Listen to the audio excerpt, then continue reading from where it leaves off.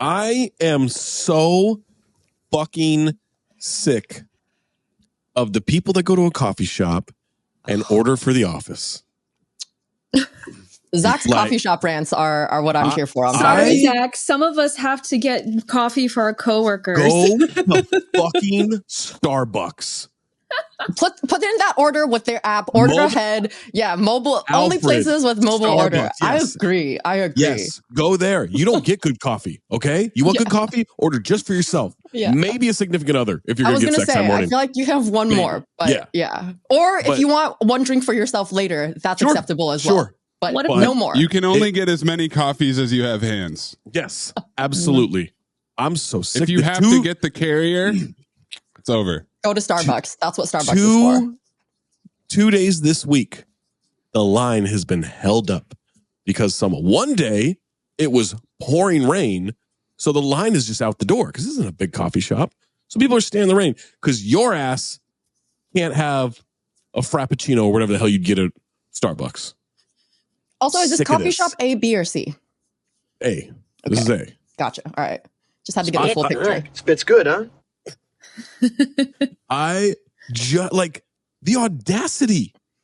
Oh, can you write the names on these cups? It's disrespectful. No, you fucking remember it. How about that? Yeah. You got your stupid little big ass black rubber carrier of 6 or 8 holders. And it's all the same carrier every fucking time. It's like they pass these out to offices to be like, hey, go inconvenience everybody at this coffee shop.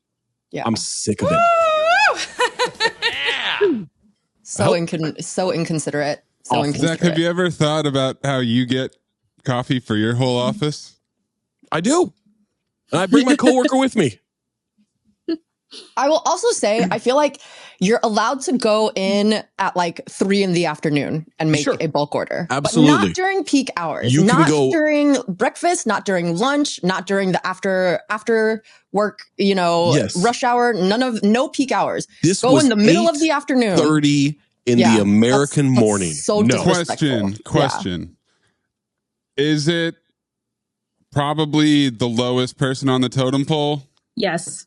I've been this person before. I don't know. And I would have guessed yes today, not the other day. Is this person trying to chew up as much time as possible? No. For sure. This guy today was. We're just told where to go and when to do it. But I mean, Emily, so when it's you, right? You're probably too good rushing to get back to the office.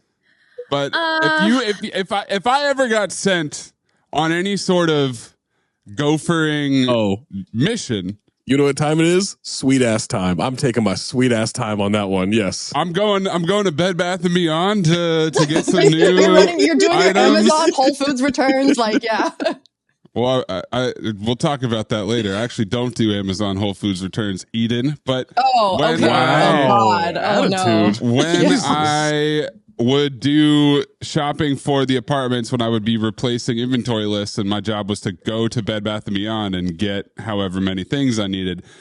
You bet your sweet ass I'm stopping for a snack.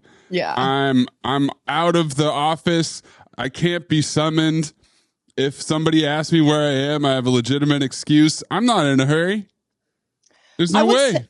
I would say, though, I don't think it's always the lowest person on the totem pole, because I've done it as a manager a lot of times, because it's I want to do something nice for my team. Donuts to the team or something like that. You're grabbing donuts or being generous. It's usually donuts more than coffee, because I don't know what coffee's orders are. And I can grab because I feel like coffee is an errand. Yeah. Yes. Donuts is easy, though. You're just a dozen donuts. Assorted. Yeah. Half original, half chocolate. Yeah. No, this person needs an extra hot tea, and this person needs we need almond milk in this latte, and no specialty orders. Josie on the cup for that one, and it's God, no mods. I mean, you guys are lucky to not have to work in an office where if you mess that up, your week is done. Have you guys ever seen Devil Wears Prada? Yeah. Mm-hmm. So I was literally all the time. I was literally the Emily in that. Mm-hmm. So much so that people would make, yeah, exactly. Hold my coat and you better not fuck this up kind of Emily. So yeah, it's terrifying to have to place that order. I always called ahead though. because I didn't want to wait. I don't like waiting. I was never the person who held up the line unless they got something wrong. What are like other movies in addition to like The Devil's Wear Prada that like are movies that you have seen just from like channel flipping because it's on a channel? It's on a channel. Zero Dark 30. Zero Dark 30. I was never gonna guess that. I've never come across that one, but I see it all the time. I was like, I've never come across that one, but yeah, all the time. Yeah. Zero. And it's always the part where she's like, "Who is Abu Akbed?" or whatever. I'm like, oh my god, that seems. I don't think I've ever seen it. Really? Like you have a different channel than maybe I have. One of the Dark 30 channel. One of the Wolverine movies for sure. Oh, I do remember that one. Maybe that one. Like the Hugh Jackman ones, right? Yeah. X-Men Origins or the one where he goes to Japan? No, not Japan. He's like, I don't know. He's in the woods or something. He went to Japan? Oh, of course. Yeah, it was the Wolverine, I believe, was like he was fighting samurais and shit. Oh, I must have blocked that one out of my memory. I missed that one entirely. Yeah, I was like, I just missed that one entirely. There's some Wolverine video game that's coming out that I think is supposed to be like a lot like those Spider-Man video games. Cool. And that just doesn't look fun to me. Like Spider-Man, you could just like jump around, swing around the city. Yeah. You know, you can do it. And like that one, like I'm sure there's like I can run fast or jump far or whatever, but like that doesn't seem. No, Wolverine is fun. Better for like button smashing arcade games. Also, like that's gonna be a lot of murder.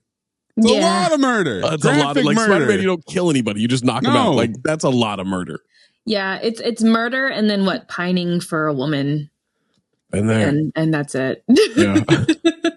Yeah, that doesn't sound like the most engaging video game. No. I don't know. Mean Girls is on TV a lot, I feel like. That's on TV a lot. I got tricked into going to the Mean Girls movie. I thought it was a sequel, but it's a freaking musical. As soon as I heard it was a musical, I was out. I would have seen it if it was just like, even if it was just like a reimagination. Why was it a musical? Because there was a musical on Broadway. Yeah. Oh, I am looking forward to this Wicked movie. Oh yeah, I'm into that. Sick, dude. That's gonna be amazing. And it's a part one.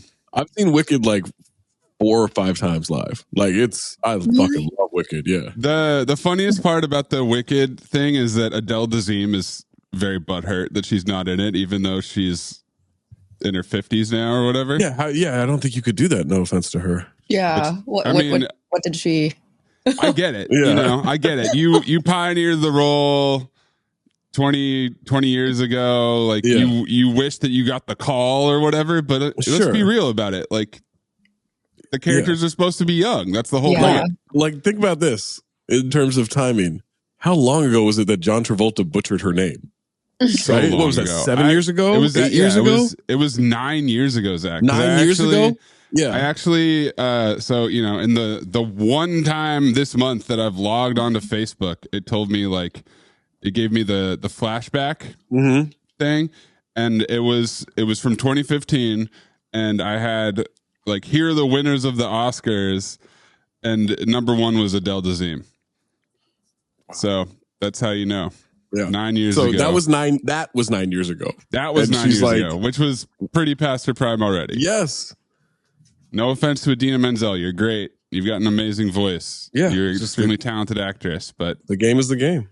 Wicked's moved on. Also, Jeff Goldblum is the Wizard. Sign me the fuck up. Oh, hell yeah. That's absolutely a perfect cast right there. But yeah, I'm excited for that. I mean, it was Wonka and it was Mean Girls that came out as musicals and people were not ready for it. Wonka was like a musical-ish to begin with. Like the original movie had a bunch of songs. Like I don't know that.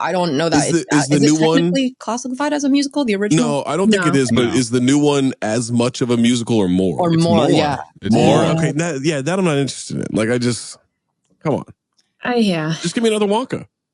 You could update Wonka every 15, 20 years. Same movie. I don't need a new take on it. But just like whoever the new person is to play it. We just want to see like the new CGI in action. Exactly. I just want to see Hugh Grant. Yeah. Made into an Oompa Loompa as many times as possible. That's what you want. That's what I'm looking for. Yeah. That's appealing to you is Hugh Grant made into an Oompa Loompa. It's so bad. Oh my God. I just realized so you were bad. talking about a different Hugh than the one we were previously talking about. Oh, you thought Hugh Jackman was an Oompa Loompa. I was like visualizing well, Wolverine. now you have my attention. Hold on. Hugh Jackman Shut it as down. Wolverine as an Oompa Loompa. No, that's what that was the first thing my mind jumped to. I was very confused because I was like, wait, how does that work? And then I realized you were talking about the other. It makes sense because Eden is imagining a lot of murder at the chocolate factory. If the Oompa Loompas had claws made out of lollipops or candy chocolate or candy cane Wolverine claws, woo! That's a video game. That's a video game right there. Yeah. Sign me up. I would watch that for sure. Well, you know what I would not watch again? The Mean Girls musical. Don't do it. Oh, okay. There you go. The official review. Yeah. Welcome to the Friday Mailbag. It's Friday. We've got a slightly reduced house. We've got Eden. We've got Emily. We've got Zach. Mo called out of this week's mailbag. Katie didn't say shit. No, she didn't show. Oh, did no, she? she said from now on, not till 12:30. I'm assuming she meant Central Time. I wanted to make a joke and say, Katie, none of us operate in Central Time. It's either Eastern or Pacific. You got to convert for this even chat. People in Central states go, I lived in Arkansas and Louisiana for a long time. 12:30 Central, 1:30 Eastern. I always converted to Eastern. Yeah, yes. I always converted to Eastern because nobody knows when Central Time is. So she might be here in 15 minutes. Yeah, I think that's true. Unless she meant Pacific Time, and then she might be here in 2 hours. Yeah, it's confusing. I'm already giving 2 times. I'm not adding a third time. An hour ago already. No. I don't know. There's no way I'm adding a third time for people to this announcement. I always do this on the radio. I say, coming up 10 a.m. Pacific, 1 p.m. Eastern. If you're in the between that, you can figure it out. Like I always say that. I like that. You just. Yeah. Well, yeah, because they don't do daylight savings time either, so it gets confusing. We've had this conversation before, I feel like. Well, regardless. I've lived in every time zone of the continental United States. I'm not counting Alaska. You're well traveled. And well traveled around. You lived in many flyover cities. What about Hawaii? No, 2 flyover cities. I said continental. Oh, continental. Yeah. Do y'all? So you guys might not actually have ever been exposed to this because I just realized y'all didn't live in the Central Time Zone. But so back in the day, TV shows, when they were doing their announcing of what time it is, they would always say like it's at 8/7 Central. Yeah. And I was always like, oh, that's right. What the F does that mean? Like, is it at 8 or is it at 7 Central? Is it at 8 Central or 7 Central? It doesn't make any sense, especially like because I assumed it had something to do with the fact that my parents were immigrants. And so that's why like we couldn't understand it. It didn't make any sense to us because we're taking it very literally. But it was just like, I was like, what does 8/7 Central mean? Does it mean like there's Central Time and there's Mountain Time? Because Mountain Time is different. There is Mountain Time as well, which is an even hour earlier. So it goes Pacific, Mountain, Central, East. But it's saying Eastern Time. Well, what it is, Eden, is that they will air the show at 8 on the East Coast and on the West Coast. But it's 7. But in the Central, you get it at 7. So Pacific time gets a tape delay. So they don't have that like extra hour of like Jeopardy and Wheel of Fortune between the news and programming. Yeah. Oh, that actually makes sense then because it does. Because you were watching Friends at 7, not 8. Wow. Okay. I have gone 30 today plus years. I learned, yes. Yeah, I was today years old, yes. I always was so confused by that, and now I finally see clearly.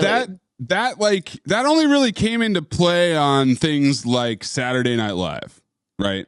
Where it's a live show. We also only had ABC, NBC, and CBS. So we didn't have cable, so it was definitely like flagrant across those networks because those are the only 3 we had. But I just mean it only really affected it if it's a live tape showing, because otherwise who cares, right? Like, I got my Jeopardy an hour early, or on the East Coast, on the West Coast would be I got my Jeopardy 3 hours late, like. If your friend in New York if you called me, Eden, at 8 p.m. and said, this is what's happening, I wouldn't know for 3 more hours. But if you called Central Time, you'd know.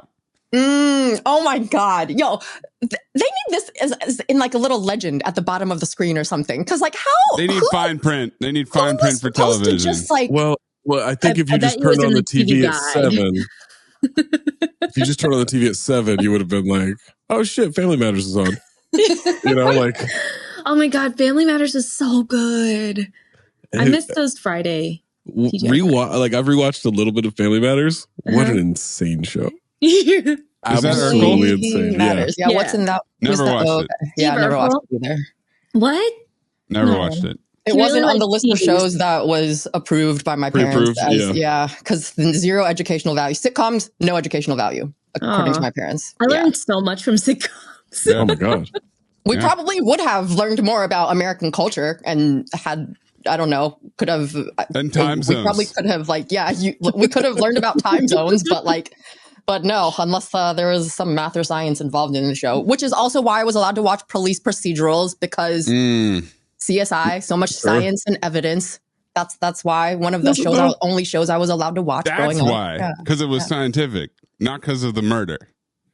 No, that's why we were allowed to watch it. Yeah, okay. My parents only let us watch shows that they felt had at least an iota of educational value. Sitcoms did not make the cut. Like we would watch sitcoms when those parent teacher conference days or whatever, and when your parents start letting you stay home by yourself, when you're 10 or I don't know, I have brothers, so my older brother was 13 or something, so it's we'd be oh my God, we're watching whatever random show is on TV at 3 p.m. Our parents would never let us do this, and it's the most nothing burger ever. You guys were sneaking sitcoms the way pubescent or puberty boys were sneaking X-rated content. Oh, I was thinking alcohol for minors, but sure. No, it's definitely X-rated content. No, Emily's right on this. Yeah. Yep, Emily's right. Well, we do have Anton joining us. Oh, Anton, what's up? Speaking of time zones. What's up, everyone? Hi. What time is it right now, Anton? It is 1:20 a.m. right now. There you go. The Saturday morning crack of dawn mailbag. Oh shit, it's Saturday. That's right. Yeah. Anton. It's not dawn at 1:20 a.m. Just so you know. It's middle of the night. Yeah. And Anton, what country are you calling me? It's a long crack. It's Indonesia, people. It's Indonesia. Anton's from Indonesia. I've been getting it wrong. Not Outdonesia. No. Well, that was a classic Zach joke, I feel. No. You mean a classic great joke? Oh, No. yeah. Sure. Don't use Liam against me. That's fine. That's I'll use so sacrilegious. This is my first time experiencing the soundboard live. Yeah, it's pretty amazing. The new thing that happens is that Zach and Amin shout at me, "That's not on the soundboard yet," and then Correct. I'm like, "No, it's not," and then I've added stuff.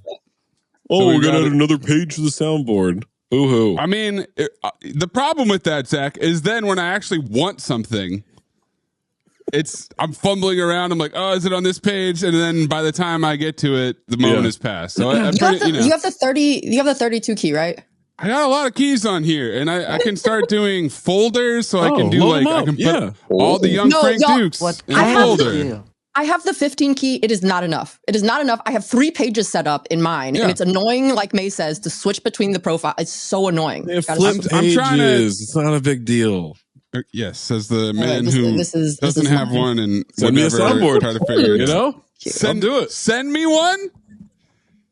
What? You can't Amazon Prime one yourself? Jesus Christ! Not everyone has cages to keep humans in coming up on algorithms. So let's get into but you're lucky that they're actually really hard to set up in a way where someone else can add soundboards also during a call, because that would be pure chaos for you. Oh God! If we had access to add stuff to the soundboard, I would add so much shit. Oh, you're saying that Zach can't use my soundboard? Yes, right. Mm-hmm. Or Zach. I mean, even if Zach wanted to use his own soundboard, he would have to go into like virtual mics, and I don't know. There's a lot of setup involved. Figure it out. So there's a lot of setup involved. So unbelievably sound technically. Like I can set anything up. I've been doing that my entire life, is setting up shit for other people in my family. I absolutely can do that. Yeah, but it would take a lot of time. You would know how to do it. Amin couldn't set up a fucking meeting. Amin can't even record himself talking.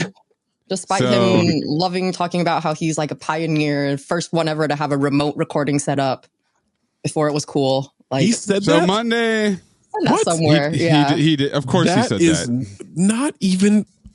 He thinks he's an he loves innovator. to talk about when the pandemic happened that no one knew how to do, like couldn't figure out how to do radio, but because like you and him were like doing podcasts already remotely, that it was easy for you guys to make the transition. That's not him being the first. That's SiriusXM not knowing fucking Zoom. Like that's you know what I mean.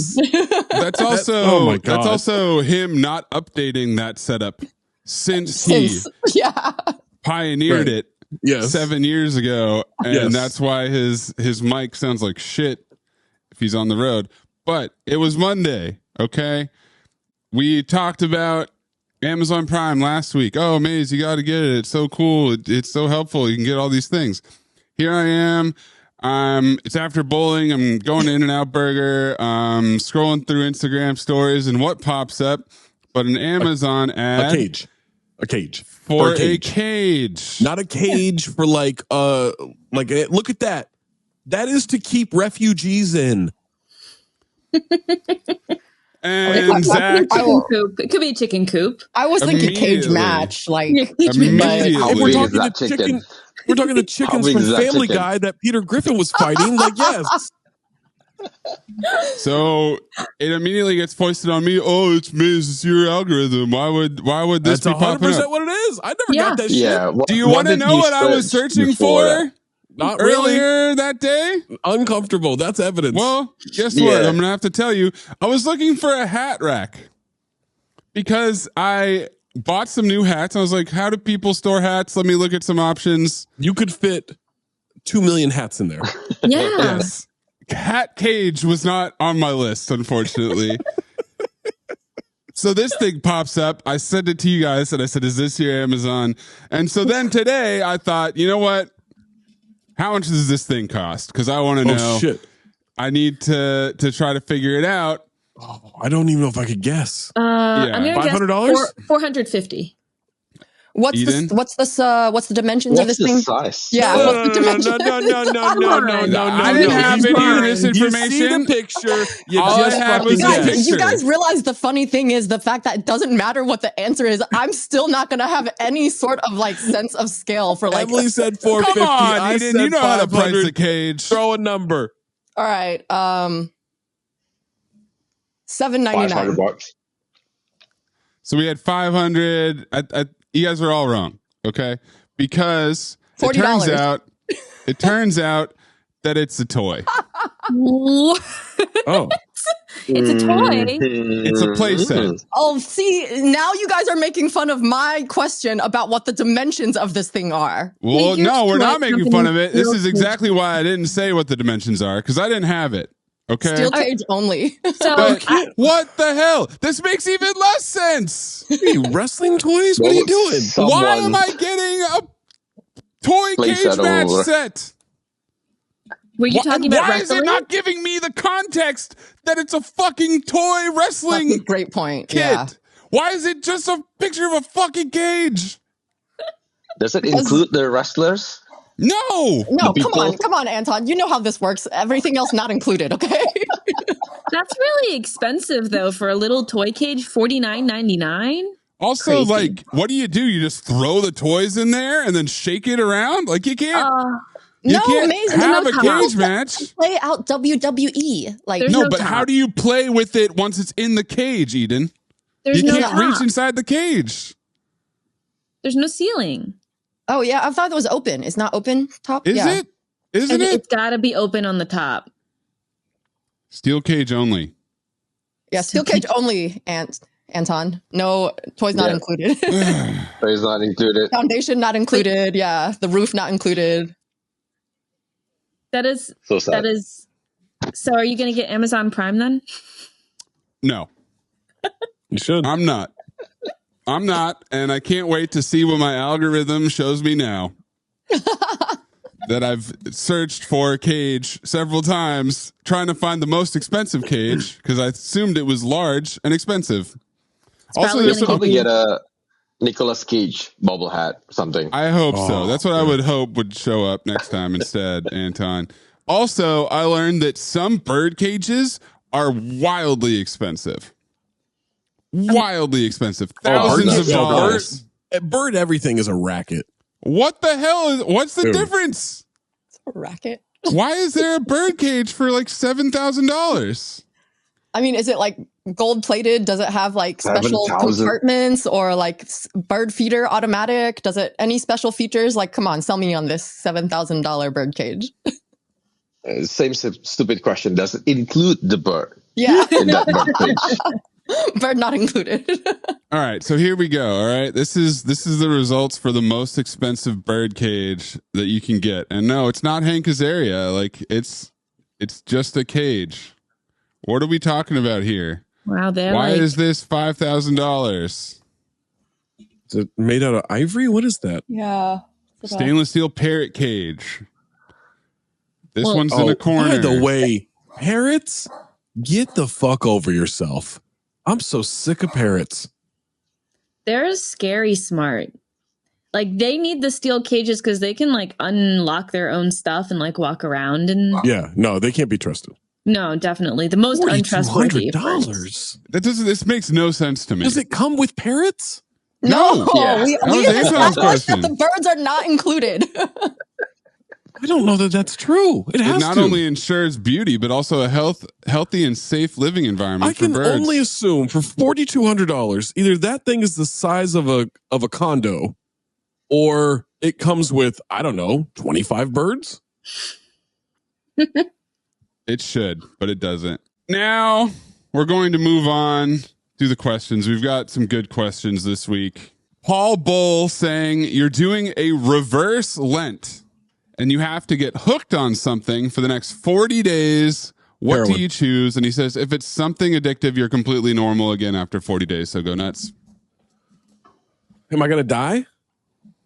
Well, it reverses after 40 days. So if you die an OD, no, then that's you'll just the come addictive back. part. Let's say you can still OD. Oh, okay. That changes things. Well, that's, yeah, never mind. Because otherwise it'd be like, I'm gonna get hooked on shooting guns towards my head. Like if I can't die. That's fucking stupid, you idiot. Okay, that's stupid. No one here would have thought of that. On that. You don't OD on that. You just die. You just D on that's that. good, Like, huh? that's You just D on it? yeah. You just die. Throw some D's on it? Heroin's an interesting one. Just because it's mostly just curiosity. Is it as good as people say? So no health ramifications is what it's saying though.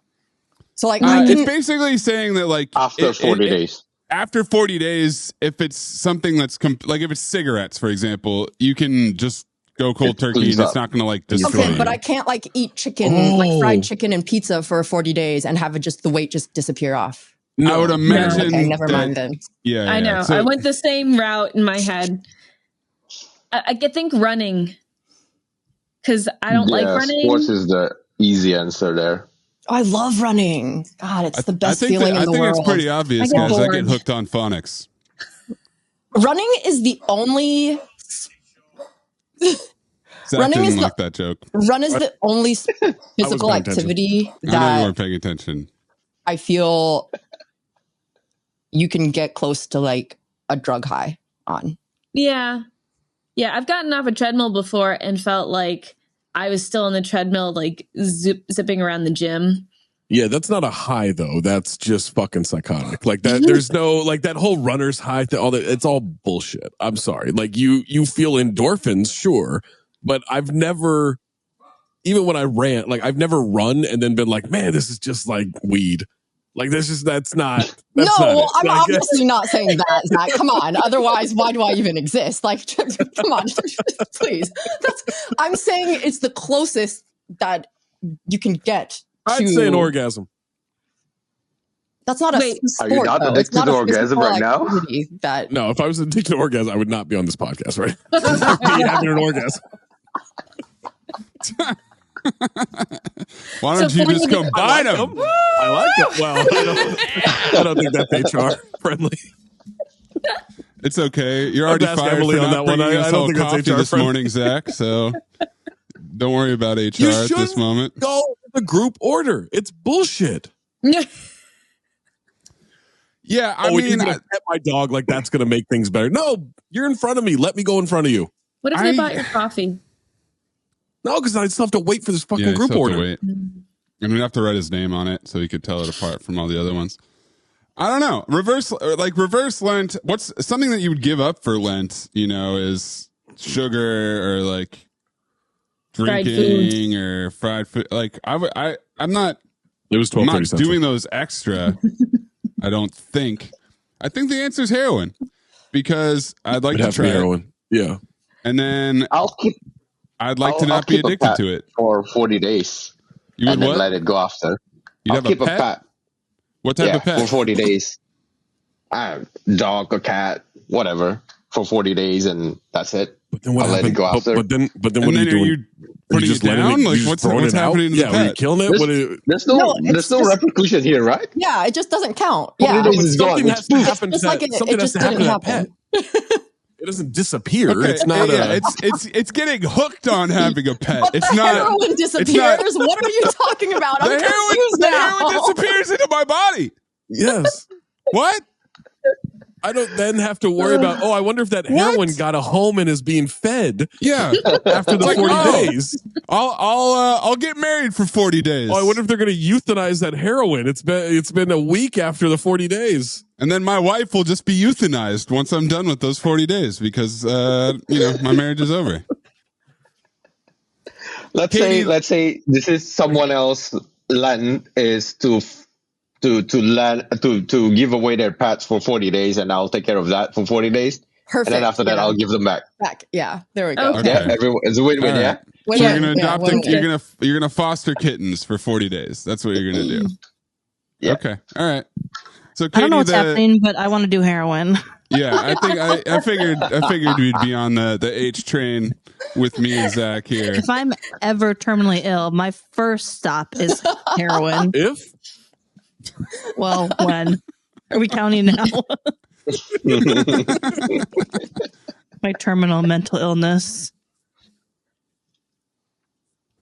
Katie still doesn't know the question. The question, Katie, is it's reverse You want Lent. to kill after 40 days? Oh. Yes, and Anton wants to sacrifice all the pets, but it's reverse Lent. Instead of abstaining from something for 40 days, you're getting hooked on it. And then if it's addictive, the addiction doesn't linger after 40 days. Oh, yeah, definitely heroin. Yep, there we go.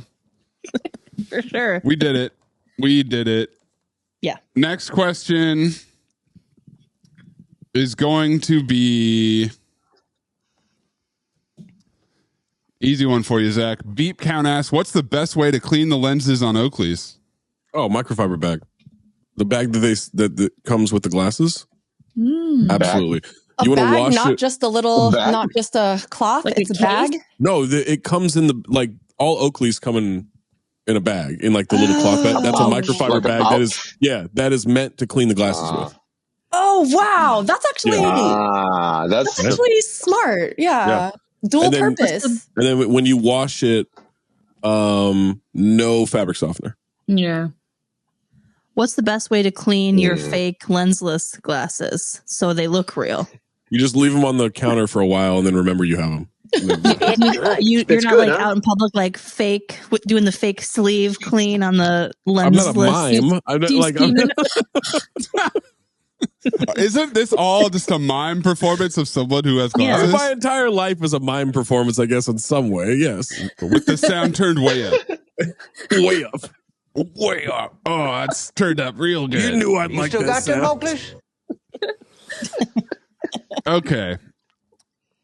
J Daddy 36, shouts to J Daddy's wife, says, what's your favorite fish?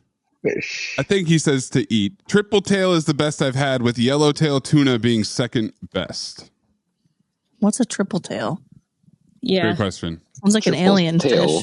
Well, it's one more than a double tail. Deformed. So what's our favorite fish to eat? Atlantic triple tail. Yeah, I mean, I'm not gonna get that specific. I don't know the provenances of every single fish that I eat. Would but you say sushi stuff? Like that's I was gonna say like salmon belly is my favorite cut, like of like sashimi. Salmon belly, toro is right up there. I mean, toro's pretty hard to beat. Yeah. Toro's a perpetual top 3 for forever. Love a yellowtail. I don't really like yellowtail that much. Really? Oh, yeah, man. I know it's sacrilege, right? It's supposed to be like the bestest. I don't like tuna that much in sushi. I only like toro. I don't like Oh God, I would get these like tuna flights in Japan that were just unreal. I love tuna. Yeah, tuna's good, but only if it's good. Like bad tuna, like immediately I'm like spitting it out. Well, I think part of the issue is that since like my 2 main things are sushi and ramen. Since they've become like popularized, that it's hard to find actual good quality sushi and good quality ramen because the line of what is acceptable has been lowered so much because it's just become such a mainstream thing that people will accept any form of, that like it is almost impossible to actually be able to find, like, unless you actually like know people and like know like the restaurant industry in your immediate area, like there's no way to actually like judge a place based on just like reviews at this point because you don't know like who's reviewing. When you do find it though, like that's when I lose my mind temporarily and eat so much I get sick. Like when you're like, this is so good. And then you just keep eating because you're like, I'm never going to get this again, you know? Sounds like tuna should be your reverse Lent. Oh. Too much tuna. I like salmon better than tuna. Dolores.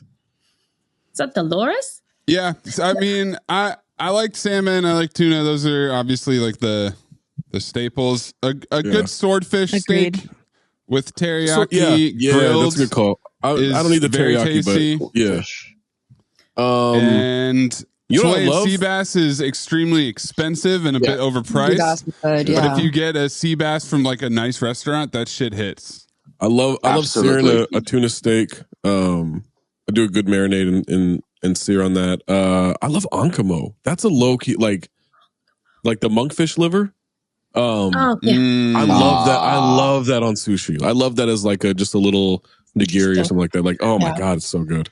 You gotta split this into the raw fish and the cooked fish. Probably. Yeah, because it's 2 different things. Yeah. The best cooked fish I ever had, I don't know what it's called. Oh, go ahead. It was probably a triple tail. Is this a kind of a fish? I was going to say, I went to an all-you-can-eat sushi place one time, and one of my friends got tilapia, and I was like, what are you doing? Why is that even on the menu, first of all? But I was like, it's a garbage fish. It's a garbage fish. It's a garbage fish cooked, so it's got to be extra garbagey raw. Oh my God. That was horrifying. That sounds terrible. I've never seen it raw. All the tilapia we have here is all frozen. Yeah. Same. No, I think you can make you can season it and you can make a decent fish taco. Exactly. Yes, tilapia, but that's only because you're trying to save money. Right. Exactly. Yes. Yeah. You would never get that because that's like what you're looking for, what you want. That's not going to be your favorite. Sure. Yeah. It's just a budget value fish. Nope. Do you guys consider catfish a garbage fish? No, it is. No. It is an acceptable garbage fish. It's the most who eats garbage. It's the most garbage because of its eating habits, like you said. But it tastes better than my God, than tilapia by far. Fried catfish really boy is hard to beat. That is really hard to beat. Yeah. I like it when they catfish is good. Bread it in cornbread, like cornbread catfish. Mm-hmm. I've been eating a lot of soul food lately. Oh. God. I have a question. So if you're sitting in front of food that you know is going to be like really good, do you do a happy dance? What? No, seriously. This is something I've noticed recently. Are you with other people? It doesn't matter.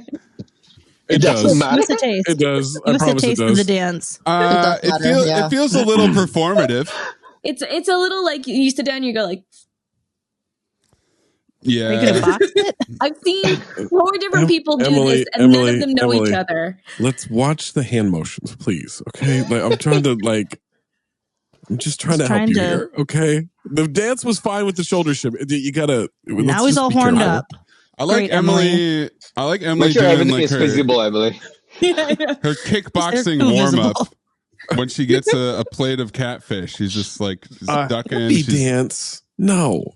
You've never seen that? When I get a good plate of food in front of me, I eat. That's what I do. No, I've seen it. I don't take pictures. I don't do anything. Just eat. Yeah, I'm not wasting any time. You don't know. I don't think a happy dance for anything is more likely. Really. Yeah. It's possible that I subconsciously do it. It's possible. So childish. The one I can think of is I'm pretty sure I've seen my dad do this before when he's gotten a plate of food. A couple claps. I can absolutely see your dad doing that. I would do that. I do that sometimes. Yeah, that's like the little mini, like Hercules. Yeah, I can't imagine doing that. We did go to dinner last year, and he was so fucking excited about this Amaro drink that the bartender made him. What is it? I don't know. He went up to the bartender and he's like, "This is my flavor profile," and he's just like, "I really like Amaro right now." Amaro Stoudemire. So it was just a bathtub full of red wine. I saw it coming. It's I don't know. Amaro is a very bitter liqueur type thing. It's not like a main spirit, but it's usually like you would add it to something. Anyways, he was so fucking excited about this Amaro drink that the bartender made him that he was flagging down every waiter that went by, even waiters that were not responsible for our table, to just be like, "I'm so thrilled with this drink. Like, the bartender did such a good job." And they're like, yeah, sure, sir. Yes. And he's like, "It's just so good. I'm just so happy." So I could definitely see him performing like a full monologue, yes. Gem. He is a whole gem. Oh, also, I don't know if I talked about this, but I went to see he had a Little Night Music, which was the weekend before the Super Bowl. So it was like 3 or 4 weeks ago now. And I'd never seen this play before. It's a Sondheim musical. Holy cow, was that the horniest play I've ever seen in my entire life. Really? Every single song was about fucking. Any nudity? It was mind blowing. I wrote a musical? There was it wasn't those 40 days that you were addicted to orgasms. Katie, one character does flash another character with her back to the audience, which was something. No, I want to see dick swinging. The main character was like the main character was a lawyer who his new wife is like 19 and she's a virgin and they haven't had sex yet, and they've been married for 11 months and he's worried about them having sex for the first time. But also he's seeing his former lover, who's this actress who is also having an affair with like a military colonel, and it's just like everybody's fucking at one point, except for the virgin.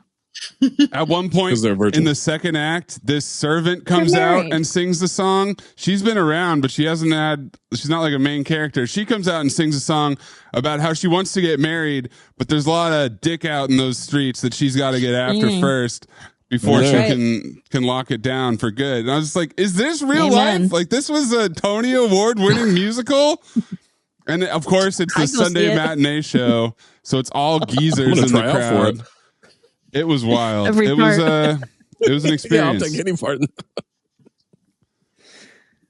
There was the other night, I don't know if I can even tell this. Well, the other night went to do like a pseudo wellness check on a friend with another friend of just like, hey, we should hang out because you're not fun right now. A half intervention? Yeah. And so like that is why Mo's not here. And if you're wondering, got his ass. I said a friend.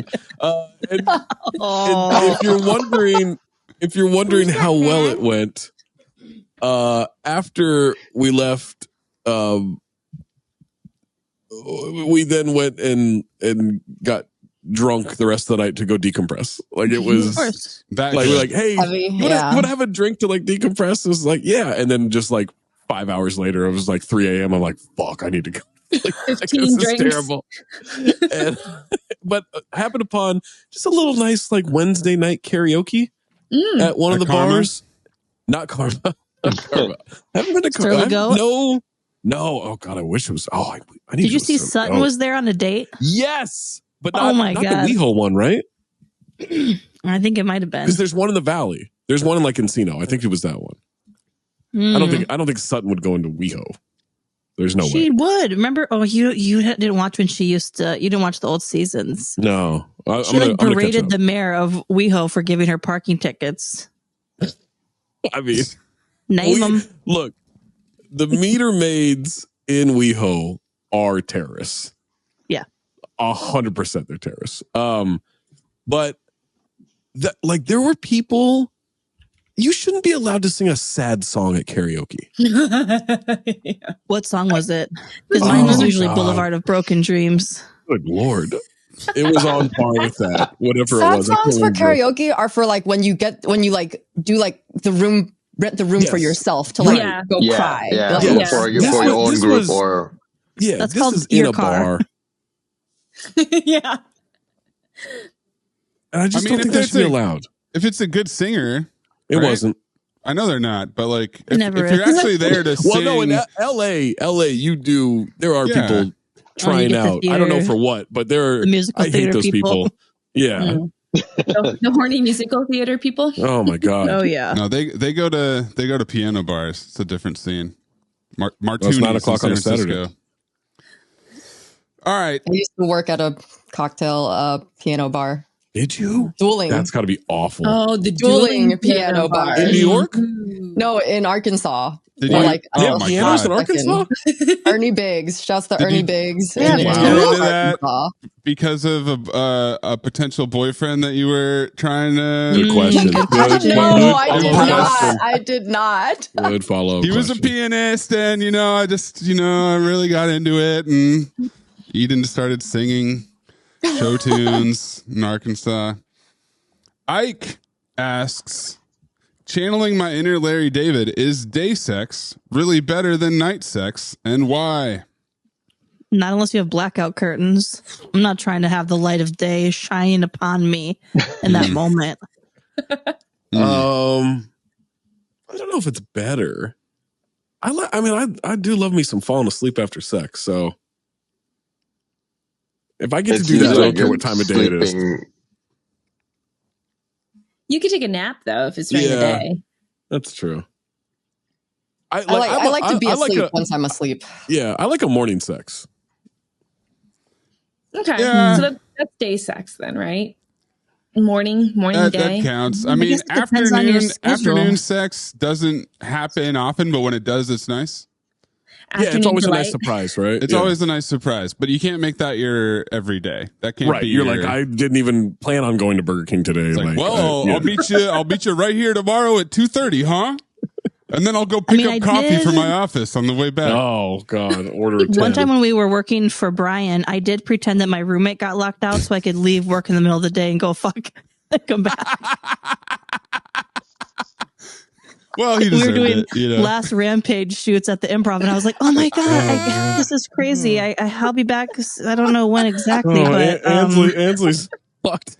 That's absolutely the best kind of sex. I think that's it right there. You're on the clock for your job. You lied to your job. You make it some time during the middle of the day. I like that. I mean, you got to have it somehow, some way. Yeah, you got to have it. That's a Spike Lee joint. I don't know that day sex is better. I think if the sex is good, it's good all the time.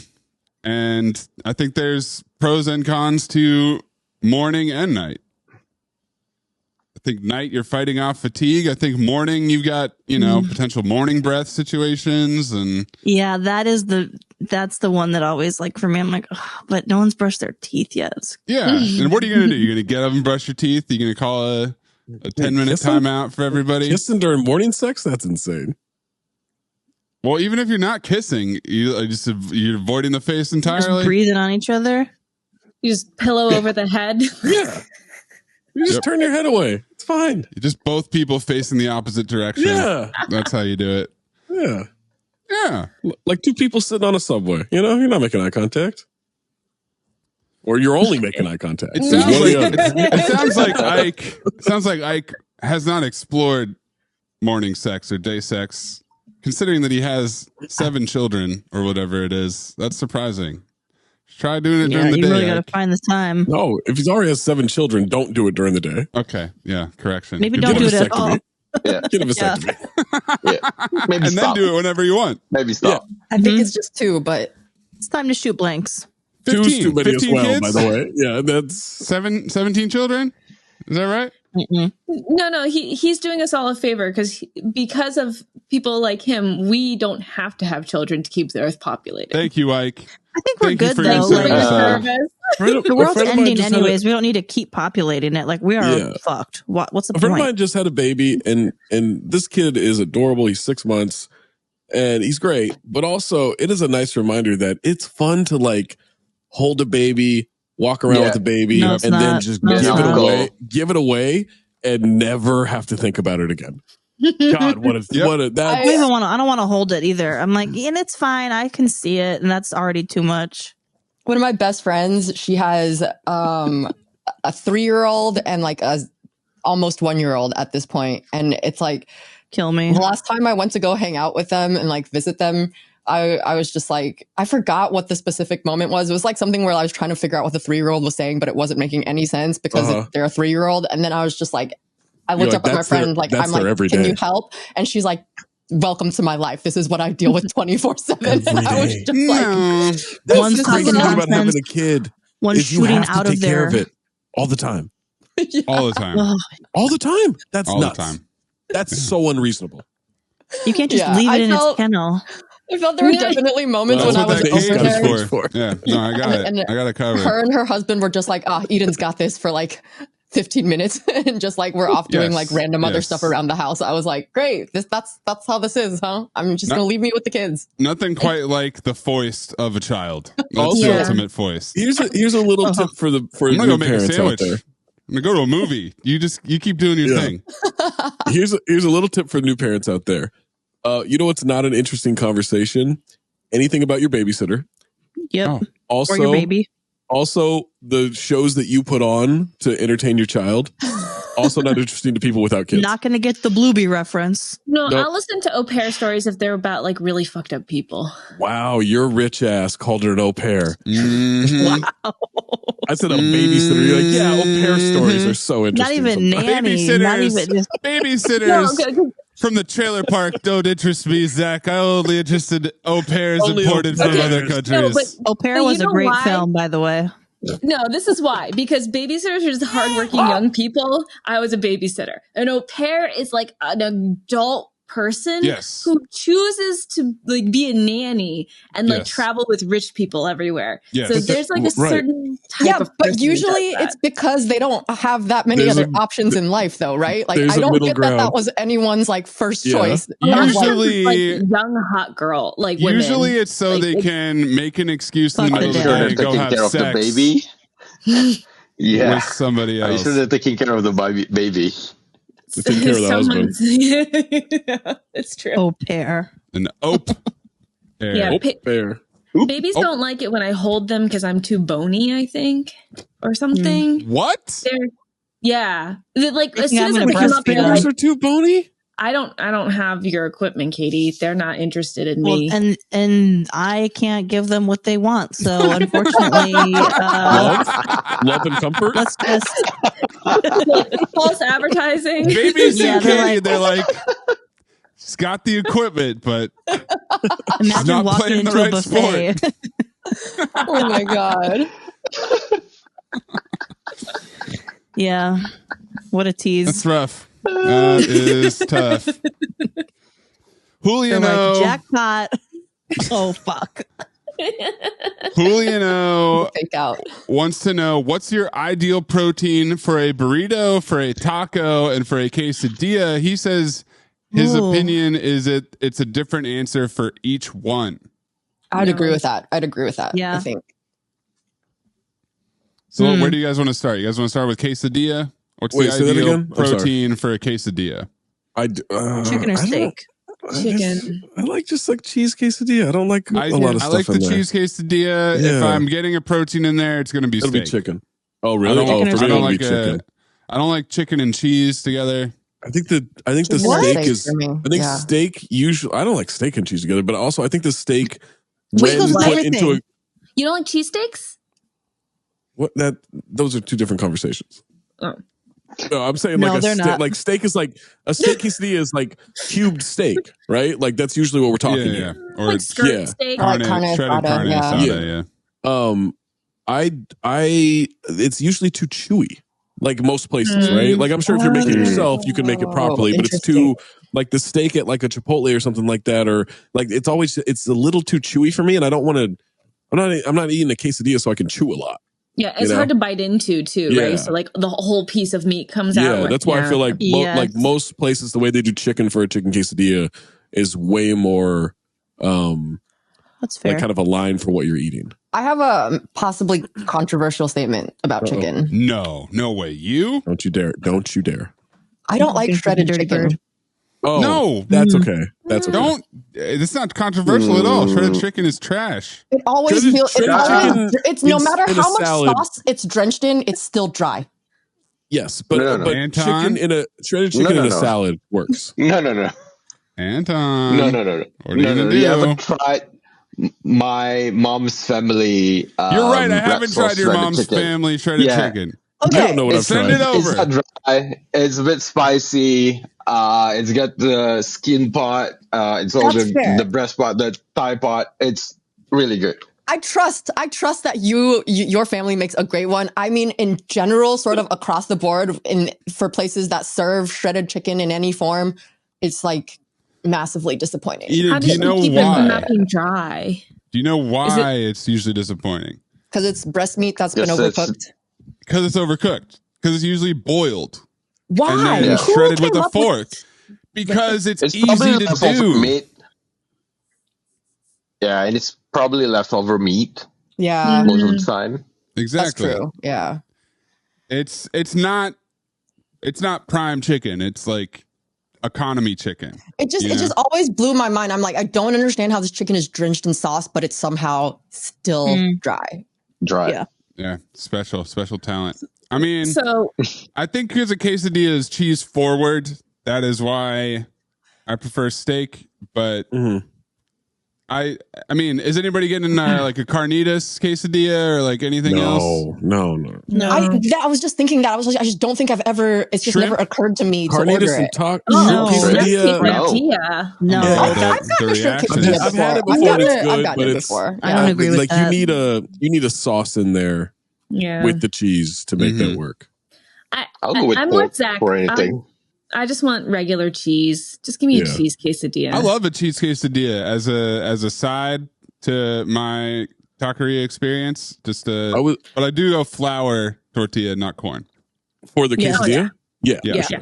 I was pretty high the other night, and instead of going to sleep, I was like, you know what? I was like, I'm gonna make a quesadilla. Nice. And I walked in the kitchen, and there was the biggest fucking cockroach I've ever seen just sitting on the counter. No. That's a great protein. And I'm rich in protein. I'm real fucking high.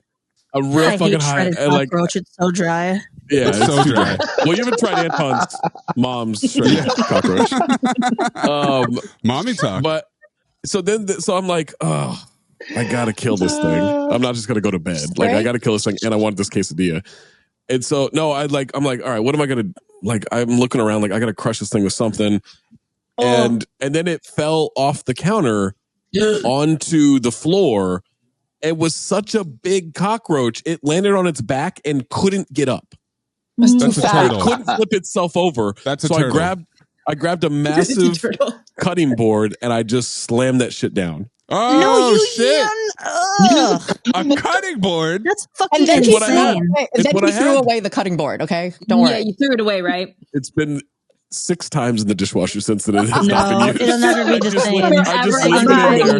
I just leave it in there now. Why didn't you use your copy of Marcus Thompson's Dynasties, the 10 GOAT teams that changed the NBA forever, which I'm sure you had a stack of. I couldn't kill it with old age of reading the title out loud. I didn't have that option. I can't crunch a big like it's a bad user experience. To like spray it to its death, and then there was no time. There was no time. Like it's not like I was like, ooh, hunting cockroaches, I'm ready. No. You just crush it. That's the worst is when you just capture it and then just let it starve to death. That's the worst way to kill a bug. Throw it in the cage. Throw it in your cage. Come on. Throw it in the cage. It's an easy solution. Universal. Zach, I would have been really scared that it was a pregnant cockroach because if it was that big, I would have been terrified. And there's tons of baby cockroaches everywhere. Let me tell you this. This cutting board is big enough. It like a whole colony wasn't going to escape that thing. This wasn't a cheese board; it was a cutting board. This is a big ass fucking cutting board. Maybe you just keep that cutting board. That's your killing cutting board. It stays in the dishwasher now. You just use that only to kill cockroaches from now on. And I knew I was gonna have to deal with one soon because I saw the exterminator out there like the day or two before, and so it's just like they come in to die, right? Like that's just what happens. So all right, now next up is taco. What's the ideal protein for a taco? El Pastor. This is a mood thing for me. It just depends on what I'm in the mood for. Like, because if I want a fish taco, Al Pastor is not going to cut it. Like, my answer is fish. Really? My answer is Baja fish taco. You're wrong. Because I like the fish taco. Because I don't want a fish burrito and I don't want a fish quesadilla. That's for damn sure. But I do love me a fish taco. You're wrong. If I'm having tacos, honestly, I just want some classic ground beef, real basic. I don't white mind people that. tacos, like the crunchy tail kind, or like never crunchy. Okay, that gets the job done sometimes. Though. But I'm definitely Al Pastor is number one. Like if you have even decent Al Pastor, that's what I'm ordering. I'll also do a beef tongue, but that's not my that's not my love favorite. lengua. Yes, that's number two. That's number two. You've never had one, Anton? Yeah, we don't really have taco here. We have Taco Bell recently. Just I think 2 years ago, they Taco Bell lengua. Yeah, that shit hits. Is it good? Nah, not really. No. There's a few local taco joints, but it's also widely overpriced and it's not that good. So I just skip everything. My sister loves Taco Bell, and so whenever she's back in the States, she's like, "We got to go to Taco Bell." And they opened one. I mean, this was years ago. They opened one in Australia, and when I was there, she was like, "You would not believe how bad this is." I'm like, "Okay." I was like, "Let's go!" I want to see. It is the opposite. Something's of awful. I'm interested. Well, I'm just like, how can you fuck up Taco Bell? Like Taco Bell is Taco Bell. That's what I don't understand. How can you fuck it up? You know how like the KFC in like Asia is next level compared Taiwan KFC. I love you. Inverse this for Taco Bell in Australia. I'm guessing it's the same for Anton. Like it was I mean, they like Vegemite and stuff, so obviously they can't get anything right. I don't even know how, because it seemed like enough of the same ingredients. Yeah. But they completely fucked it up. It was so bad. It's bad. That's unfortunate. So you're the type of person, if someone's like, "Oh, this smells bad," smell it. You would smell it? Because that's basically what you did food-wise. No, because it's Taco Bell. Like, it's not like, "Oh, I think this is rancid. Try this." Like, it's like, "Hey, this Taco Bell's bad." Like, it's like, it doesn't. You do want to taste see good for yourself, I think. Yeah, like, all let's see right, how different could it possibly be? Yeah. Well, a lot. All right. And then final one is burrito. What's the ideal burrito protein? Breakfast. Steak. Oh, wild card. Bacon. I agree. Breakfast burrito. Does the egg count? Breakfast burrito. Yeah. That's protein. Well, I mean, the ideal one is bacon and chorizo. I like it with sausage. Yeah. If you can get both of those, because you need the spice from the chorizo. But although that Chick-fil-A breakfast burrito. Ooh. What? There's a Chick-fil-A breakfast burrito? Yeah, wait. Oh, what? Since when? Get into it. Years. All right, tomorrow. Really? Only in Wisconsin. No, I used to get in LA all the time. Did you? Chick-fil-A? Yes. Oh, shit. Okay. Hash brown scrambled burrito. Bitch. Wow, look at these options. Okay. And you lived here. Yeah. We're not talking about burrito. Oh, I called her a selfish bitch. And the chicken minis get after it. Their breakfast is so fucking good. Yo, Chick-fil-A spicy chicken biscuit is so good. Yeah, it's real good. So good. I don't. It's like I think it's my favorite menu item on their menu. Look at all these different options you can get. I want them all. Grilled filet. I want them all. Chicken filet. So you can get spicy chicken, bacon. No hash brown. What? Yeah, you take the hash brown out. You have to get it with the hash brown. Katie's like, should we really be accepting of gays? But it is funny. It says hash brown burrito with no hash browns. With no hash brown? I'll tell you what. Yeah. So it's just a tortilla with an egg in it. They put the hash brown in it, and then they take the hash brown out. I always use the hint. There's a ghost of hash brown there. Yeah. You gotta get it with chicken. Burrito. Yeah. Zach, it's like the Leon and Larry thing. Hash brown came in, wrote hash brown was here, opened it up, stepped out. I do remember I would go to Dunkin' Donuts and get they had this like pathetic little breakfast quesadilla type thing, and I called it a paper towel because it was literally like the smallest quesadilla with like an egg in it and some cheese, and it was like $1.50 or something. Like, yeah, I'll have the breakfast paper towel and iced coffee to go. Thanks so much. But speaking of Taco Bell, breakfast crunch wrap, don't sleep on it. So Still good. haven't had that. Never had it. Breakfast delicious. Their Cinnabon Delights are also elite. Like they're like little cinnamon bun donut holes with like cream cheese icing inside of them. Eden, I know that it's spelled D-elite, but I assure you they're not elite. They can be tasty. That's fine. D-elite. It's not actually elite. It's not. I actually really like a grilled chicken burrito. I usually get steak, but I'll get a grilled chicken burrito, and that usually does me pretty well. I mean, I've never been as much of a carnitas person as a lot of my friends, but I know that a lot of people love burrito carnitas burritos. You live in Wisconsin, but I lived in LA for 7 years. That's a taco years. town. That's a taco town. LA is a taco town. There was one burrito place we would order from that was like, but we did a lot of breakfast burritos there. So fucking good. I don't like lettuce in my burrito. No. No. Not necessary. I don't think it doesn't do anything. Yeah, it's like makes it bigger for me. Like I don't love it, but I don't like. I'm not going to pick it out either. It does. If you go to Chipotle and you see a burrito without lettuce, it's thinner usually than when they put the lettuce. But it's just in. filler lettuce. It was a lettuce burrito, but they took the lettuce out. Yep, that's how I like it. Yeah, you didn't enjoy that joke. Enjoy it. I saw your lip quivering there, like you really wanted to laugh at your own joke, but it's okay. Enjoy it. Let it out. Have a good time. Zachary, do you like a carnitas burrito? No, I like carnitas like on nachos, maybe in a taco. But on nachos, it's not like I make unbelievable carnitas that are perfect for nachos. Really? Yeah. Really? Interesting. Really? You have my attention on that. Like Puerto Rican and Dominican approved.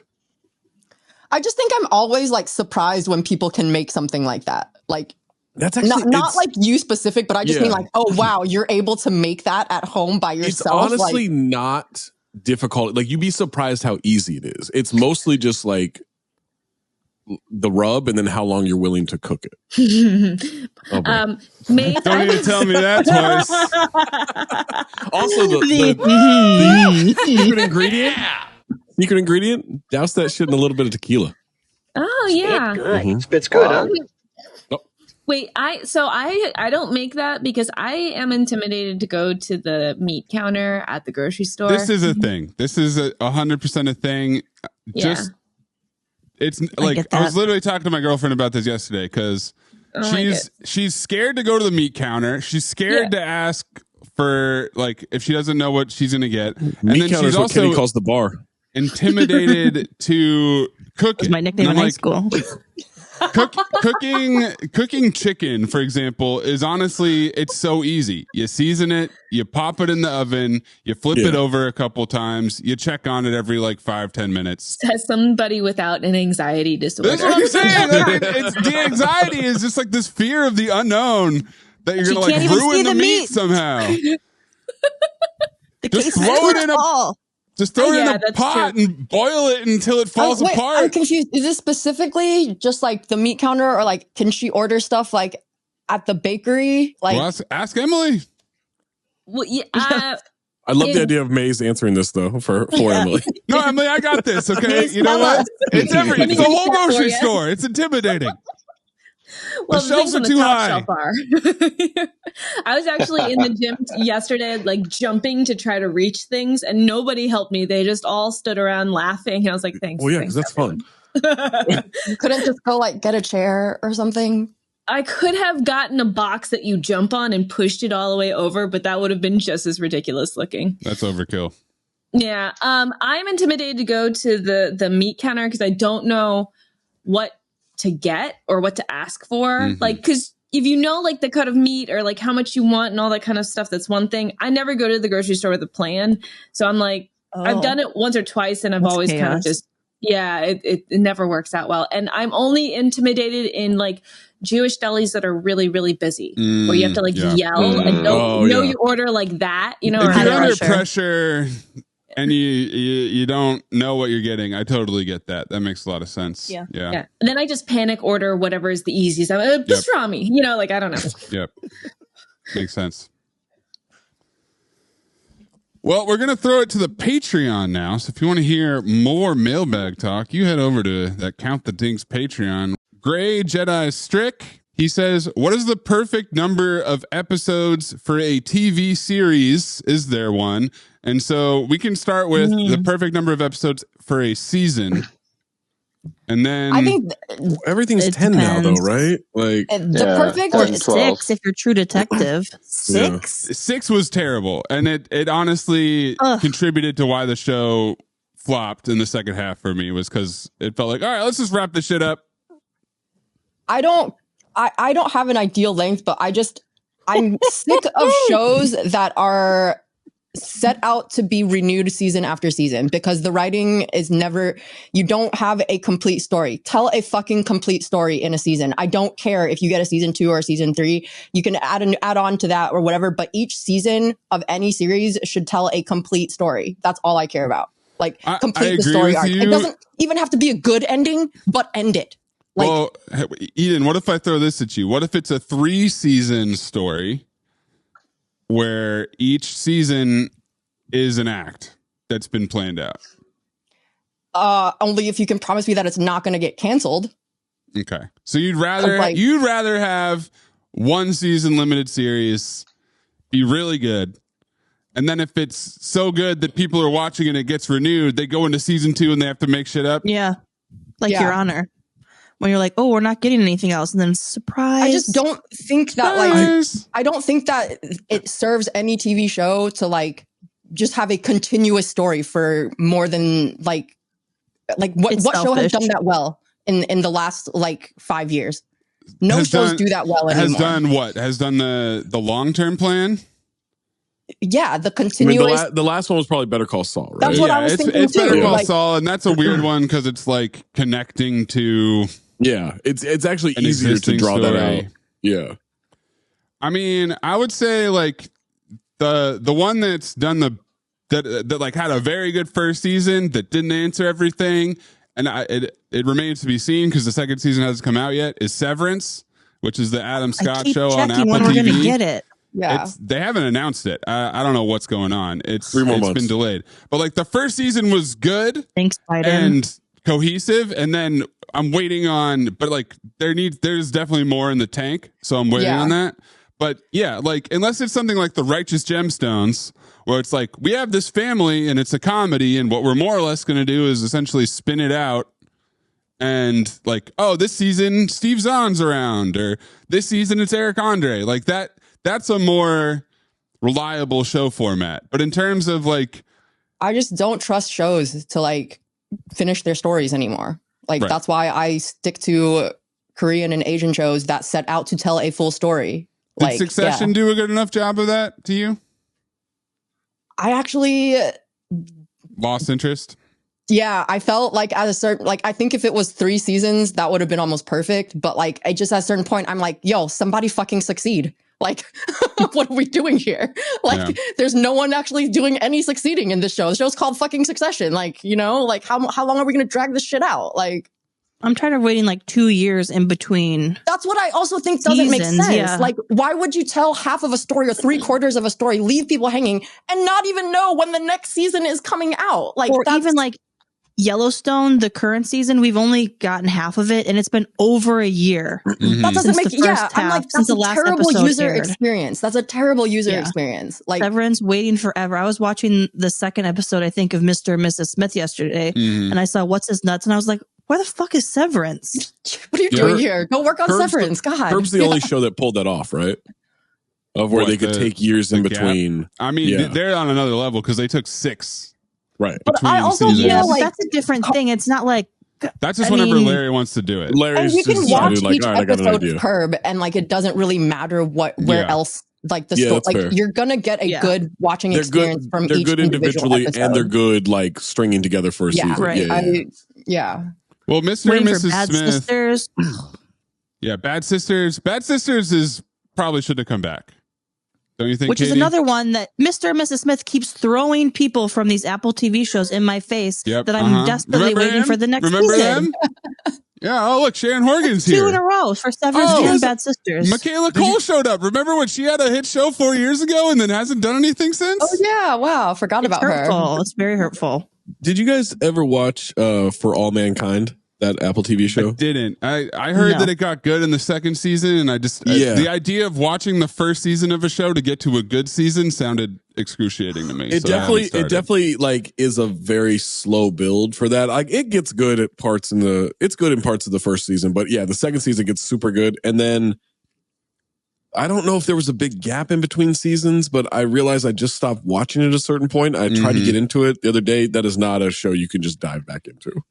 Yeah, you have like to. That is like you have to like refamiliarize yourself with stuff. Yeah, because there's always like I think I watched through season 3, and I think they're on season 4 or 5 now. But there's every season is okay. Now we're like 10 years in the future or something like that, right? Like it's not like they make big jumps in this stuff. Yeah, I mean, Mr. and Mrs. Smith did a pretty like contained 1 season show, and they left them. They like if it doesn't come back, I think it's fine. Yeah. If it comes back, they have left themselves a door open for a season 2, and I'm fine with that. Like I'm fine if you do want to. If your goal is to get renewed for years and years and then end up getting diluted years down the road, that's fine. Do you? But like I don't want to be in a situation like imagine if like Lost just got canceled after like season 7 and it just never wrapped up at all. Like, is that a good experience? Teenage Maze would have gone to all the time and effort and investment that you have put into like deciphering all of what the like the numbers mean, Easter eggs and code. I know, like, and then it's just why is there a polar bear? And it's like we just decided that to stop writing the show. That's all. Like, you know, I just think that it's like people should set out to tell a story. They shouldn't set out to be renewed. Because I just think that if the story is second to you continuing to want your show to be renewed, then like, I just think that that's already your priorities are out of order already. Agreed. Do a good job. I think quality over quantity is the right number for a season. I say. I think size queen. I mean, in terms of like how long should a series be, that's a tougher question. I think once you get past like 30 episodes, you better have a really good show on your hands. More than 5 seasons, no fewer than 3. Somewhere in that, like if you can keep telling the story in a way that doesn't drag it out and keeps everything interested. I do respect Succession for being like, you know what? Let's pack it in. Let's do 4 seasons. Let's call it. Yeah. Let's not dilute the product. Everything Danny McBride does, right? Like he's like, this is what it's going to be. Yeah. I mean, I'm surprised the Gemstones is. I mean, I guess it's clearly had no idea on the third season. Yeah.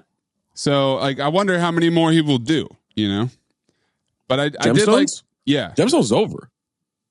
What? That was it. For real? Sure. Yeah. He said that. I've never seen Maze's face like that before. What? Like, what? I think, but that's smart too, because if you create a show renewed for a fourth season, Zach. They were saying that was the series finale. So maybe they threw a bunch of money at him, but there's nowhere in that story. Sure about that? I'm 100% sure about that. Okay. Well, it's renewed. It'll be back. They must have given us a shitload of money. How do we feel about the White Lotus approach or the Fargo approach, where it's like it's the same show, Horror but Story. it's brand new season? No, I'm not interested. I think that's True Detective though too. I mean, and True Detective, which has been I don't mind it. One season. There and Katie, she got renewed. There will be a 5th season of True Detective with the same writer director. It's kind of stunning to me that happened. But. Oh yeah, I don't know. This season, I was disappointed. I wish that this season of True Detective had just been called Night Country and had nothing to do with True Detective. Yeah. This is the problem with the whole Fargo True Detective approach. Yeah. It's like it's honestly very lazy. In this situation, it's like, well, if you make it a True Detective show, we can throw a bunch more money at it and get a bunch more and get Jodie Foster and like blah blah blah. Whereas if it had just been like a movie called Night Country, it would have been independent and nobody would have seen it. I think Zach's line of it being lazy, that is the perfect representation of it, because it's just, you're too lazy to build a new world. You're too lazy to set a new tone. Like you're also being lazy as viewers. You're expecting your viewers to be lazy and not care to understand a new world that is being built. So I just think it is all around lazy. Yeah. I will tell that to Ryan Murphy. Yeah. Tell it to Ryan Murphy's bank account. I will. Tell it to Ryan Murphy's house full of human-sized cages that he affords all of his television shows. It's so bizarre to me episode of American Horror Story. So yeah, like his mind did American Horror Story and also Glee. It's just like, what?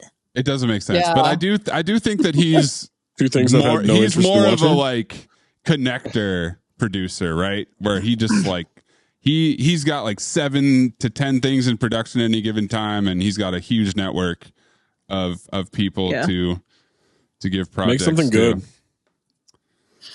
Yeah. I do like using a lot of the same actors over and over in totally different stories. Yeah. It's like Mike Flanagan. Yep. Would you consider that as a season, or is that separate like series? Because it's obviously different stories. He's doing different series. It's just that all of his shit is like connected with a similar tone. Stephen King. Yeah. Or Stephen King. Yeah, I mean, I kind of appreciate that as a viewer experience, because it's like you get this cool thing that you're going to be able to find like cute little parallels or like Easter eggs for yourself when you're watching it, but they don't actually have to be tied together officially. Like, I like that. I think White Lotus is different though, because that was tied together. Right. It's it's like an expanded universe, because we had Jennifer Coolidge and now barely Natasha Rothwell is coming back for the 3rd season though. And it is also, and also Zach, it is the resort are all White Lotuses. Yeah, but that doesn't really mean anything. No, it doesn't though. Like we could they're all the resort. Like, The Wire, it's all in Baltimore. Season 1 and season 2 are connected. Like, not really though. But if they carry over a character, it's not like, I don't know. I'm so excited for Parker Posey and White Lotus. That's all I got to say. Where's the new one? Give it one more season. Yeah, it's coming out probably later this year. But you said that's all you got to say, and then you kept saying stuff. That was one of my favorite parts. Katie asked me a question, jackass. Yeah.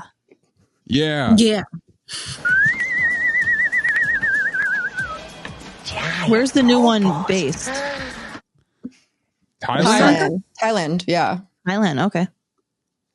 Parker Posey is pretty great. Like she's amazing. I was so happy to see her in Mr. and Mrs. Smith. I was like, hey. I could have used 10 more minutes of her, but yes, it was great to see her. Her in both Best in Show and Waiting for Guffman. No. Yeah. And those are two of the greatest performances ever by anybody. Like, she's so brilliant. She's terrifying in Best in Show. Oh my god! Oh yeah, that is one of the most... And with the husband, like, oh my god, like, he's really good awful too. Couple. Captain Trips asks, do you typically end relationships or find yourself trying to do enough to get the other person to walk first? Eden. So that's my... I do something in the middle where once I have decided I have checked out of a relationship, I start formulating a plan to convince them to break up with me. Like, I will start the conversation, but in the end, I have led them to believe that the breakup was their idea, even if I'm the one that started the conversation. That's some real serial killer shit. And I wouldn't expect any less from you. It's out of consideration for the other person's feeling. It's for them. It's for their benefit. She's like, I don't even actually like Halo anymore, so... Yeah, basically. I actually, thought Halo fell off after Halo 2. And you're still playing Halo? Xbox kind of sucks, so... Yeah. I got a PlayStation, actually, so... Yeah. What's Xbox? I don't know Xbox. Yeah. Is that like a streaming platform for movies? Is that what Xbox is? Sounds like one for sure. Yeah. Halo. I mean, once I've done a relationship, way back then. Once I've done a relationship, unless it's with a crazy person, we're done. You have relationships with non-crazy people? Oh, for sure. Yeah. Oh, for sure. No. Yeah. They're boring, but yes, I don't think I've consciously tanked a relationship. It's possible I've subconsciously tanked one and like checked out. I don't know, emotionally, whatever. Taking care of yourself, I guess, would be a good way to tank a relationship. Is like, I'm just gonna stop caring and drink more and eat whatever I want and stop working out, and maybe you'll get tired of it and walk away from this. I don't know, but I don't want to break up with the person for sure. It is quite quitting. It is quite quitting. Oddly specific for someone who claimed they don't know if they do that. Here are 10 things that I might do. Yeah. What are you saying, Zach? Just making observations. I got room in my cage if you're interested. Don't brush your teeth and initiate morning sex only. Yep, that's one way to do it. Don't look at me or only look at me. Oh, yeah. I am quite conflict averse, so the idea of raising the topic of breaking up with someone does bring me about as much anxiety as Emily would going to a meat counter. No, I'm very direct. So Emily, no problem ending a relationship, but if you want to get a steak, the thing I have absolutely no time for is when the other person does maybe we should talk about breaking up, or maybe we shouldn't be. I'm like, you either end it or we work it out, but not this like I don't. Maybe we should talk like none of that shit. It's either going or it's over. If you don't want it to be like, and if you have to think about it, it probably means. And usually, if you're taking a break, you're still not even allowed to fuck anyone else. So it's like, what's the point? Just ask Rob. We were on the break. There you go. Nice one, Anton. I got a question related to the conflict averse. So recently I went home for Chinese New Year and we did Happy Chinese New Year. We did a family dinner thingy, which is just the that's kind of racist. Yeah, that was really I got Lunar New Year, man. Happy Chinese New Year to everyone but Zach. You're not that honorary Asian like Jake. Anyway, we did a family dinner. That's news to me.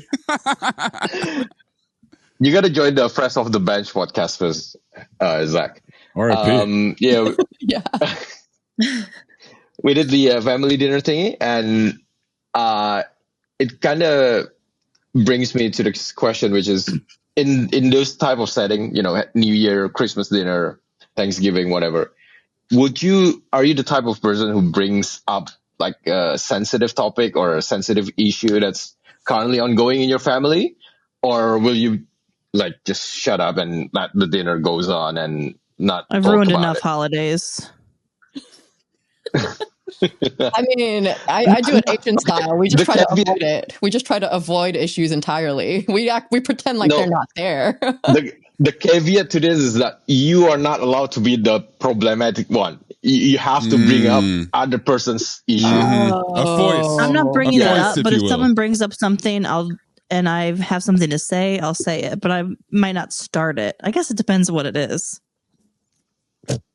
Yeah, you'll start it. I've known. I want to push back on that. I'll start it. I'll start it up. I mean, my family dinners are usually very small, so that doesn't happen. But when my dad and my uncle would go back east for Thanksgiving with my Maryland family, who can be quite conservative, they have a joke / saying that's, please pass the turkey whenever politics comes up. Someone brings up politics or the election or you name it, and then everybody's like, please pass the turkey. Safety word. Safe word. My grandma's always just, the rule has been no religion, no politics. Like, it's just not it's even better that way. That's great. Yeah. But those are external topics. These are not people in your family that you're talking about. Internal beef between family members. Like, you will always have a cousin who doesn't work, or an uncle who's not married until they're 50, 60 years old, or siblings whose boy or girl is very problem child, creates a lot of things. They try me, I'm bringing it up. Yeah. Once again, family's too small for that. If it's just me and my mom, or me, my dad, my uncle, and my grandma, there's not enough room for conflict like that. What if you drink all the usually milk? Extended family, Yeah. Milk I don't get together with my extended family. No, I don't want to go to Missouri. That's what most of my Thanksgiving beefs come from, is who drank the milk. Yeah. Whoa. Well, Katie made a milk joke while you were gone. Of course. Wisconsin. I mean, Anton, I'm guessing you don't. I don't, but it has happened before when I was in the dinner. Name names. So, which of your family is the shit starter? Give us Uncle an example. Roger, come on. Yeah, it was Uncle Who's Roger. Your cousin that doesn't work. Yeah, air him out on a podcast. Not at family dinner, but no one cares. Patreon only. Yeah, Patreon only. Paywalled. Oh yeah. Okay. You're safe. You're safe here. Yeah, I mean, like the ones that I've mentioned is just basically someone who's not working, who's basically just working odd jobs and not like a full-time, when they actually have to supply for their family. Yeah. And it becomes something that's kind of taboo to be brought up, because obviously it's someone else's family and it's not your family.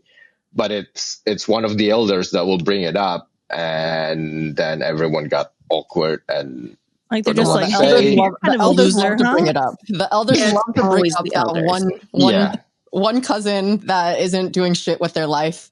It's like that one and putting them on blast. Has to say like a joke or something about how, like, well, if so and so would do, I'm pretty sure I'm that cousin. Some auntie will bring up like, oh, your child goes all the way to whatever overseas to get to study, to go to college, and then they go home without any degree. They're not working anything. They're not doing anything, and then they just end up working for their own parents, which is, not ideal. And that's when you fire back. You're like, yeah, remember when your husband had that secretary that you had some questions about? You just throw a grenade right in there. Yeah, remember the au pair? You never brought coffee for the whole family one time. You only ever get coffee for yourself. Yeah, you remember that time you shredded chicken in the quesadilla? So dry. So dry.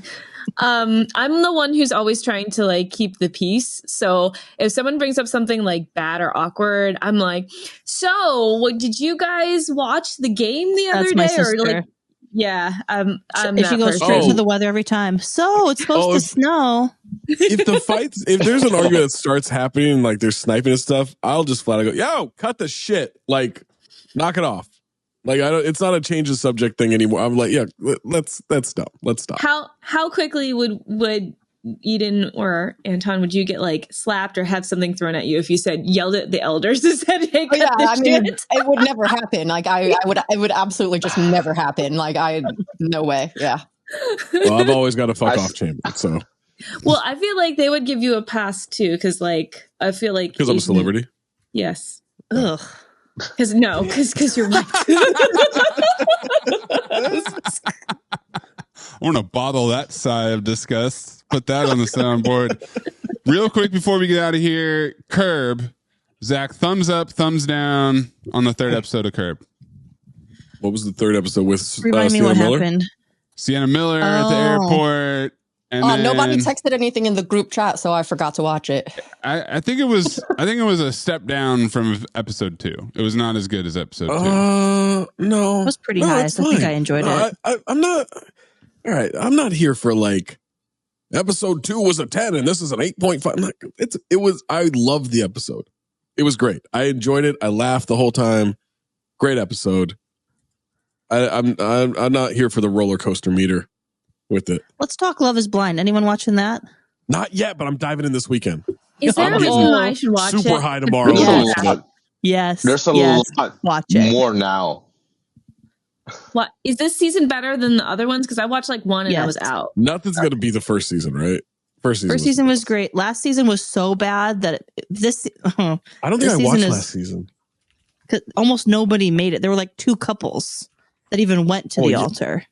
So okay, so if someone says that they don't actually watch that show, but they've seen almost every single show and know what happens, but they claim to not like watch it, would you believe them? Like someone else has it on the room and they like learn about it through us. I'm so sick of that shit, by the way. Like, oh, well, I don't watch it. I mean, it's on in the house, and I know every character. Yeah, and I know everything. like, just fucking grow up. You watch I'm just it. like, I'm a man. I can't do that. Like, whether it's out of your peripheral vision or it's a hate watch. It. Call it what it is. You hate it, you watch it. Absolutely. But you still watch I hate watched the last season of Real Housewives of New York. Hate watched it. Hated everyone on the cast. Like, terrible cast. Still watch the thing. Still watch it, yeah. Hated it. Like, it's fine. You can hate watch stuff. Season of Love is Blind is good. It's fun. There's just so much built. Like, you have a girl in the pods. They cannot see each other, okay? And she has the audacity to tell this gentleman that people tell her she looks like Megan Fox all the time. And guess what? Is that where this is coming from? Yes. Is that where this, like, okay. I saw all these people jokingly comparing themselves to Megan Fox. And I was like, what the fuck is what did I miss here? Then I was looking for Megan Fox news. Like, I don't know what was going on. Oh, gross. I had to tell my she can sister do with about those that. toe She had no idea. Oh, God. Oh, I love me some Megan Fox. I had no idea. I don't care what surgery she's done. Oh, my God. Transformer.